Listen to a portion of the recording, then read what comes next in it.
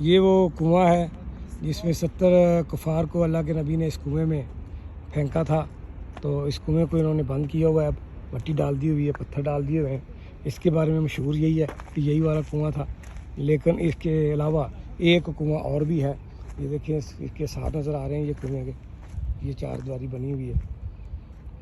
تو ایک کنواں اسی طرح کا دوسری طرف بھی ہے، وہ ادھر چلتے ہیں دیکھتے ہیں۔ اس کو انہوں نے سیمنٹڈ کیا ہوا ہے، ہو سکتا ہے یہ کہتے ہیں کہ وہ اس کنویں میں آقا کریم صلی اللہ علیہ وسلم نے کفار کو وہاں پہ پھینکا تھا۔ دیکھتے ہیں آگے چلتے ہیں۔ یہ مسجد ہے، مسجد حریث، اور یہ میدان ہے کربلا کا، جنگ بدر کا، غزوہ بدر کا۔